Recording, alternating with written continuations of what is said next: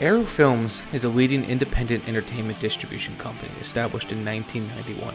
Operating in the UK, the Republic of Ireland, United States of America, and Canada, Arrow Films is dedicated to supporting upcoming and established filmmakers of dynamic new cinema and developing an inviolable slate of quality films that enjoy a lasting legacy across its award-winning branded labels, channels, and platforms. Arrow Films is also a leading restorer and theatrical distributor of classic and cult horror films, including landmark titles such as the 25th anniversary reissue of Cinema Paradiso, the 15th anniversary reissue of Donnie Darko, and the 30th anniversary reissue of Hellraiser. These lovingly restored films are brought back into cinemas nationwide with brand new look campaigns with wide-reaching distribution, including outdoor event status screenings at various cultural festivals, and as one-off bookings in local repertory cinemas and film societies. Arrow Films is also widely considered to be the global market leader in the premium home entertainment market, fueled by passionate and expert curation, aligned with state-of-the-art in-house film restoration, resulting in highly sought-after bespoke Blu-ray editions of classic, cult, and horror films across its Arrow Video and Arrow Academy branded labels. Beloved by collectors, these ever-expanding brands continue to delight their growing international fan base with regular interactive live events, festival sponsorship, and retail stands presence. Our offering extends to truly limited edition box sets, as well as associated spin-off products, now including books and vinyl records. We are so happy to have Arrow Video as one of our new sponsors. You can find them at www.arrowfilms.com. While you're there, be sure to pick up some cool titles. For example, they have the brand new American Werewolf in London collection, which is beautiful, the complete Sartana collection, Hellraiser 1, 2, and 3, Toys Are Not for Children, a new edition of Al Pacino's Cruising, and let's not forget a limited edition copy of Fear and Loathing in Las Vegas and an upcoming limited edition copy of ROBOCOP. There's so much more, I can't even get into them all, but trust me when I say they're fantastic, and we couldn't be happier to have them. So once again, visit Arrow Films at www.arrowfilms.com and check out all of their brands from Arrow Video, Arrow Academy, Arrow Films, and Arrow TV.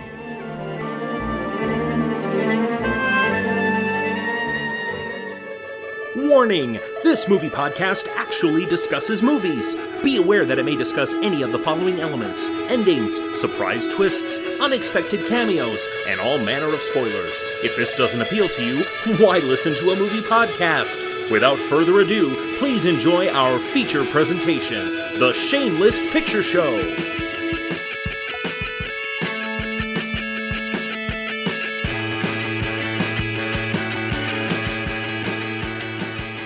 Good morning, listeners. This is Michael Viers here to do another little bonus piece of audio for you. I haven't decided yet if this is going to go on the tail end of our Terminator episode, which thematically would work pretty well, or if it's instead going to go as its own little thing. But yeah, it's about 8 a.m. here in Wisconsin. It's a Sunday. I've been up pretty early today. We had a little bit of a scare with our little dog, Vinny. He's 8 months now, and we woke up in the middle of the night, and he was like rubbing his head on me crazy, and he would not stop itching. I woke Amanda up and said, I think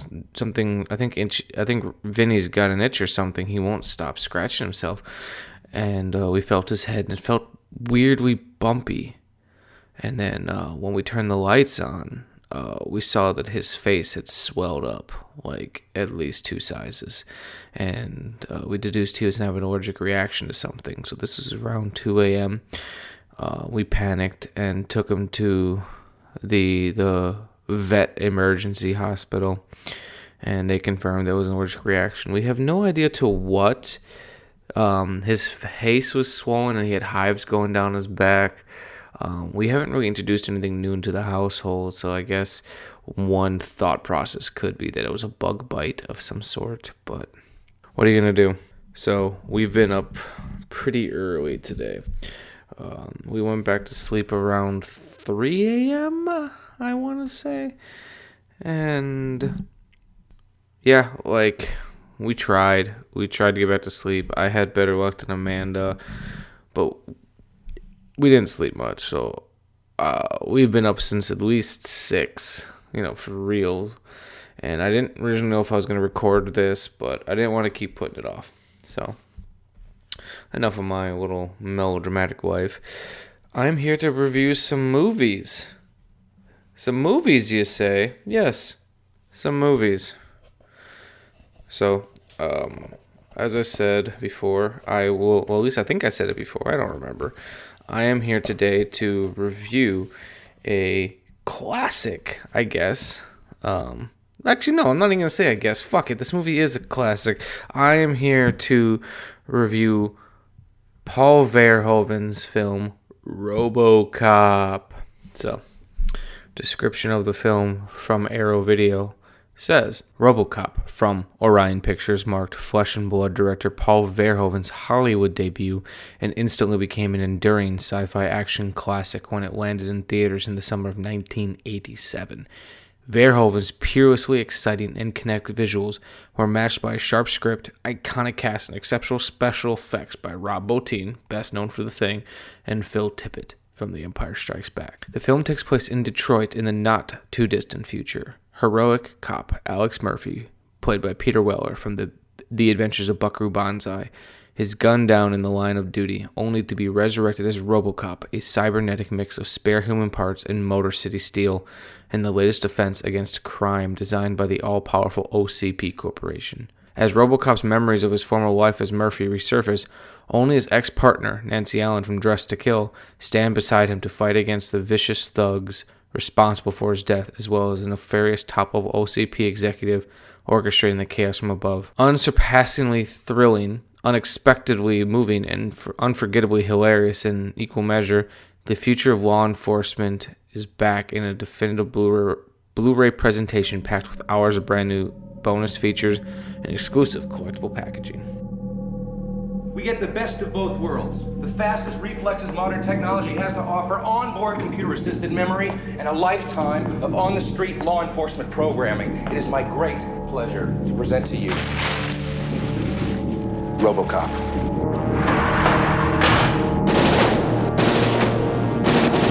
This guy is really good. He's not a guy, he's a machine. Old Detroit has a cancer. Cancer is crime. Let the woman go. You are under arrest. You better back up, pal! Your move, creep. What are your prime directives? You have the right to remain silent. You have the right to an attorney. What is this shit? Anything you say may be used against you. He's a cyborg, you idiot! He recorded every word you said. You're dead! We killed you! His memory's admissible as evidence. You're gonna have to kill it. Get in the car, for God's sake!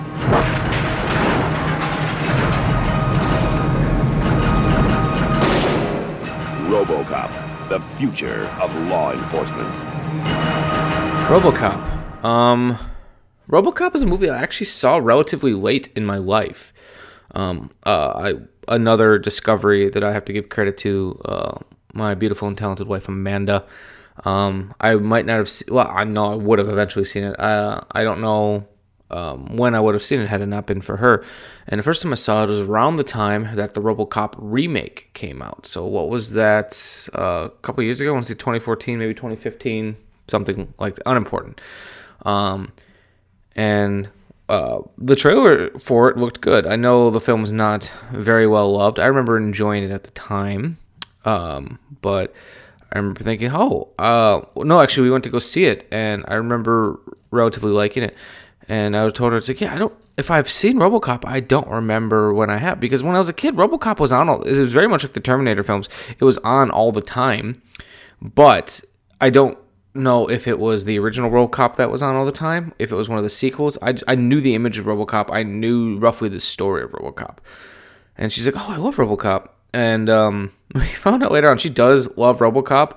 But she also loves the movie Judge Dredd with Sylvester Stallone, and was getting scenes from Judge Dredd confused with scenes from RoboCop. Because I remember when we finally watched RoboCop, she's like, "Oh, there's a couple scenes that I remember seeing, and where were they?" And later on, when we eventually watched Judge Dredd, which is another film she introduced me to, that's what she realized that she got him confused. But so that was my first experience with RoboCop. I want to say I got a Blu-ray from it from Walmart or something like that. It was the director's cut, the gorier cut, I guess. I don't know. I said I guess it is factually the gorier cut. The theatrical cut version is awfully gory itself. So the film is, as it said, about Alex Murphy. He is a new cop. He has just been transferred to the Detroit Police Department. And in this world, in the futuristic Detroit, a company called OCP, OmniCorp Presentations or something like that. They're in control of everything. They're in control of the police. They're in control of all this marketing, all these machines. And when we first start meeting people from OCP, we find that their whole plan is they are trying to create a weaponized machine that can, I don't want to say take over because that's the wrong word, but I guess take over for the police, to help cut down on all the violent death that's going on. Because at this time in the future, Detroit is the most dangerous city probably in the world. And police officers are getting gunned down. They talk about going on strike. No one's safe. Nothing's safe. And no matter how good of a cop you are, it doesn't do anything for you. So Alex Murphy comes up to Detroit wide-eyed and idealistic, thinking he's going to make a difference. And he gets paired up with Officer Ann Lewis. And she's kind of a badass. She's been doing this for a while. She's on the police force, yada, yada, yada. And I also appreciate that she's not there to put up with Murphy's shit. You know, they get into a little squabble. It's a squabble, but they get into a little squabble about who's going to drive. And Murphy has a snide comment that he doesn't let the rookie drive and shit like that. So it's a little bit like a back and forth, who's the better cop type of deal. And they're not really partners for very long, but they get to know each other. Lewis finds out about Murphy's family, about his son, because like a couple times we see Murphy doing this gun trick where he's like twirling his gun. And she asks what it's about, and he says something along the lines with, "Well, my son's obsessed with this TV show, TJ Laser, and thinks every good cop has got to twirl his gun." And she kind of cuts him off and is like, "Oh, and so you want to be a good cop to him?" And so they get to know each other, find out that he's got family. But then they get sent out to a call out in the middle of nowhere. It's a warehouse. It's this fucking terrible gang of people. Just robbed a bank, and they send our heroes out after them. And in this scene, spoiler, Murphy gets the shit blown out of him. Like, it's a gruesome, horrifying death that I believe I remember hearing Paul Verhoeven talk about, that one of the reasons he wanted that scene to be so graphic and be so violent and grisly is to make up for the fact that we don't really get a lot of time to get to know Murphy. And we get a little bit of time. We get to feel for who he is, but one way to make a character sympathetic is to make his death very hard to watch, and having to watch Nancy Allen, how she reacts to that scene, just really sells it home. And we find out later on that Murphy's body has been donated / maybe potentially stolen for science. And a new hotshot executive has a better idea than these giant walking mechs. It's like, well, instead of doing that, let's go forward with our RoboCop initiative, where they're going to take the bodies of fallen cops and essentially make a human cyborg. There's still some humanity left in them, but they're essentially robots. And OCP says, fuck it, let's give it a shot. And it goes over very well, but the guy who wanted these walking mechs is not happy with it, and therein lies the drama.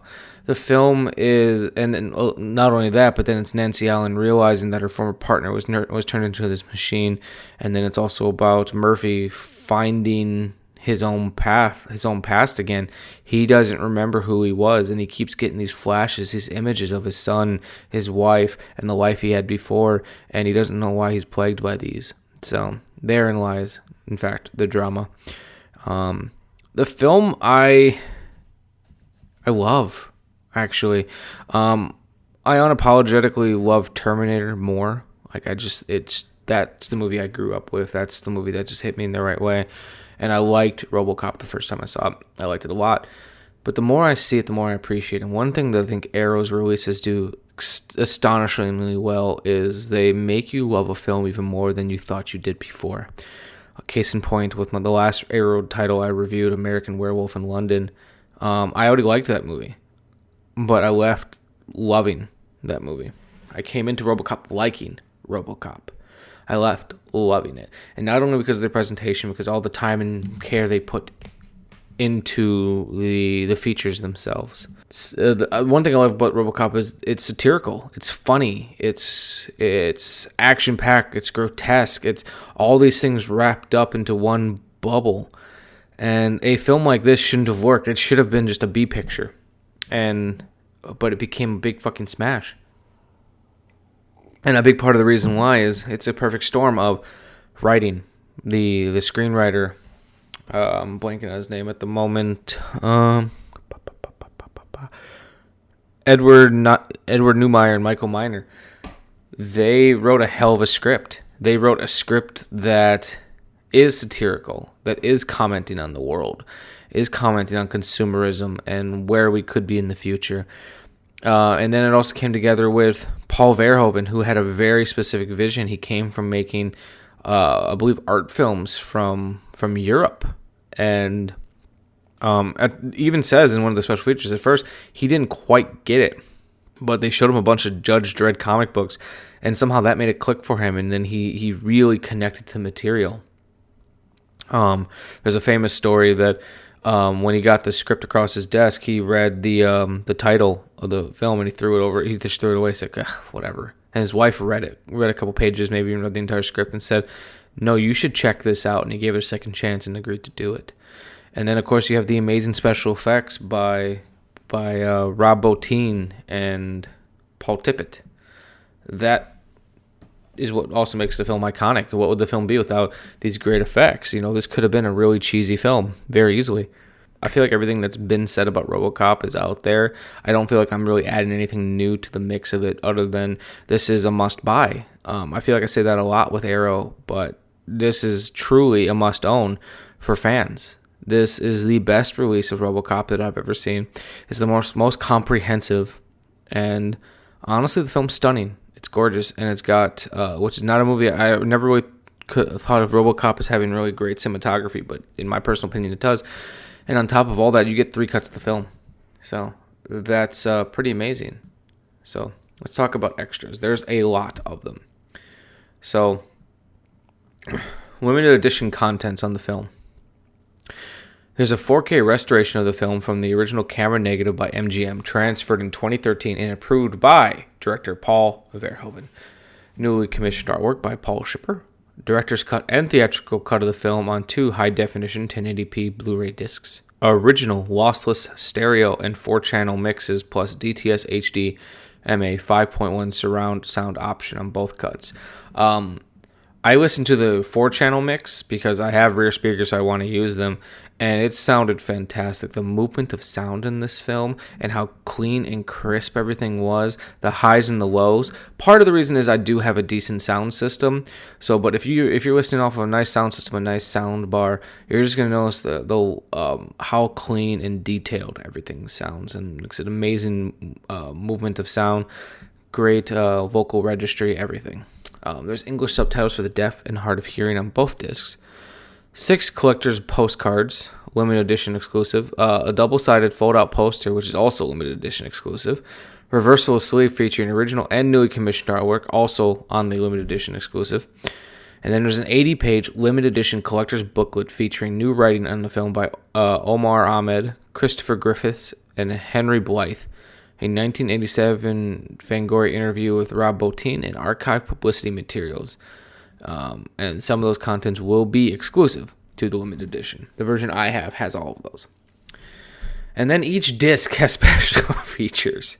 So which disc 1, which is the director's cut, has an archive commentary by director Paul Verhoeven, executive producer John Davison, and co-writer Ed Neumeier, which was originally recorded for the theatrical cut and re-edited in 2014 for the director's cut. There's a new commentary track by historian Paul M. Salmon, which I've not gotten to listen to yet, but you guys know how I love film historian commentary tracks.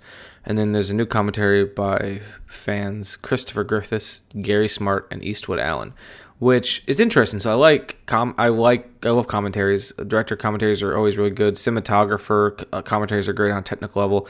Historians, one's of my favorites. There's only been a couple fan commentaries I've listened to. It's usually with Adam Green and Joe Lynch when they do the Friday the 13th films. So this should be interesting. I'm curious how this one plays out. I've not had I've just not had the free time to go back and re-listen to all 3 of these commentaries yet. But I have watched a lot of the features. The Future of Law Enforcement, Creating ROBOCOP, a newly filmed interview with co-writer Michael Miner. This was an interesting feature because he's very open about where him and Ed Neumeier were at when they wrote the film. It's a little dry, but I found it to be great information. But what I liked even better was the next feature. It's called RoboTalk, a newly filmed conversation between co-writer Ed Neumeier and filmmakers David Burke, who wrote Paul Verhoeven's newest film, Elle, and Nick McCarthy, director of the Orion Pictures The Prodigy. This was great because it was 3 filmmakers who really love and respect each other's work, just candidly talking about film. It reminded me a lot of the Noah Baumbach, Brian De Palma roundtable interview they had on the Blowout Criterion disc. Just that level of quality where, it wasn't a floating head documentary. It was just, like I said, 3 people having a conversation about RoboCop and where the ideas came from, and to get to hear Ed Neumeier talk about film and filmmaking and the types of films that he responded to, I think is pretty great. Truth of Character, a newly filmed interview with star Nancy Allen on her role as Lewis. This was delightful. Nancy Allen is a treat. She, looks phenomenal. Still, first time I ever saw her in the movie Blowout, I had such a crush on her. And it didn't help that my buddy from the group Teakwood Gallows wrote a song about that character. And she's just so full of life. She reminds me a lot of listening to interviews with Barbara Crampton, where she's just so happy with the way her career turned out, is happy with making this film, and goes into depth about her character, how it came to be, her relationship with police officers because her father was one, and how she built this character and kind of was a real badass in the film. So this was delightful. Truth of Character with Nancy Allen. Casting Old Detroit, a newly filmed interview with casting director Julie Selzer on how the film's ensemble cast was assembled. Short, but if you're interested in casting, it's pretty good. Connecting the Shots, a newly filmed interview with second unit director and frequent Verhoeven collaborator Mark Goldblatt. This one was pretty cool because I always loved Mark Goldblatt as an editor, and I didn't know he shot second unit at all. So he goes in depth about how he shot a lot of the second unit stuff, points out what he did shoot, and then talks a lot about the second unit director's job. It's not to show off; it's to try to match the visual approach of the director. He also talks about I believe this is the interview where he sits down and talks about watching Ridley Scott's Legend with Paul Verhoeven, which I think was kind of great. I think it was in this one. I watched all of them on the same day, so I could be getting them mixed up. The next one is called Analog, a new featurette focusing on the special photographic effects, including new interviews with Peter Curran and Kevin Kuchaver. This was probably also one of my favorites, where if you're interested in old school effects and before pre-CGI, this is a great commentary where they talk about not how they got involved with it, but how they did a lot of this stuff in their really early 20s. And special effects nerds like myself will love this. More Man the Machine, composing RoboCop, a new tribute to composer Basil Polidoris, featuring film music experts Jeff Bond, Lucas Kendall, Daniel Schweiger, and Robert Townsend. These are all good. This is pretty cool because they talk about how Basil went about composing the score, which I talked about online very recently, that I don't think the score is as iconic as Terminator, but the more and more I listen to the RoboCop score, the more and more I like it. I just think it's a beautiful score. Then there's RoboProps, a newly filmed tour of superfan Julian Dumont's collection of original props and memorabilia. A 2012 Q&A with filmmakers, a panel discussion featuring Verhoeven, Davis, and Neumeier, Miner, Allen, star Peter Weller, and animator Phil Tippett. A RoboCop creating a legend, villains of old Detroit, and special effects then and now. 3 archive featurettes from 2007 feature interviews of cast and crew. Paul Verhoeven's Easter egg, 4 deleted scenes, The Boardroom storyboard with commentary by Phil Tippett, director's cut production footage, raw dailies from the filming of an unrated gore scenes, 2 theatrical trailers and 3 TV spots, extensive image galleries, and then on disc 2, which is the theatrical cut, there's an archive commentary by director Paul Verhoeven, executive producer John Davison, and co-writer Ed Neumeier, originally recorded for the theatrical version of the film. 2 isolated score tracks, composer's original mix and final theatrical mix in lossless stereo. An edited for TV version of the film, featuring alternate dubs, takes, and edits of several scenes, which is 95 minutes long and SD only. Split screen comparisons between the director's cut and theatrical cut, and the theatrical cut and edited for TV version. This was pretty cool, because it was really cool to be able to see both scenes from theatrical versus director's cut back and forth and see actually what was changed. And then there's RoboCop, edited for television, a compilation of alternate scenes from 2 edited for television versions, including outtakes newly transferred in HD from recently unearthed 35mm elements. So, that's a lot of fucking features. Thanks for listening, guys. This was my review on RoboCop. Yeah, this film is a must-own in any form. Like, if you don't go out and get the Arrow version, that's okay. I get it. It's a bit of an expensive box set, and not everyone cares about special features as much as I do. However, like I said, this is, I think, the definitive version of RoboCop. I think the only other version that some could claim would be better, and I've never owned it, so I don't know if the special features are better, if the transfer is better.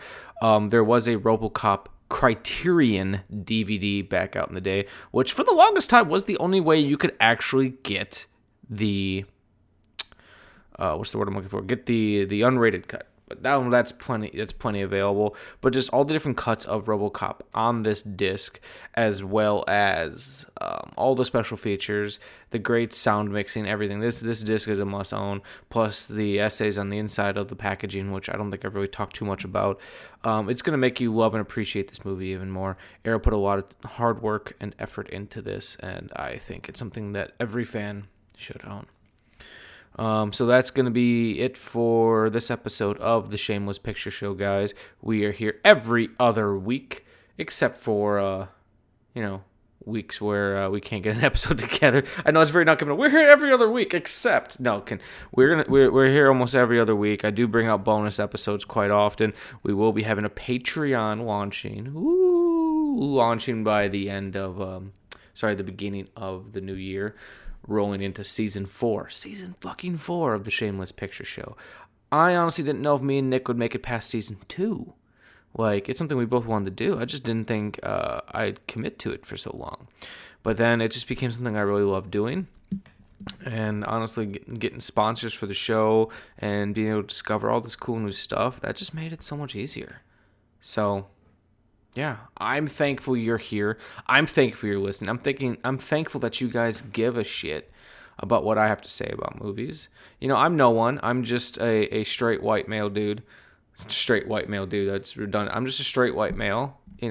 My perception is no different. It's nothing special than a lot of other people around me, but you still care. You still think what I have to say is interesting, funny, enlightening, and that means a lot to me.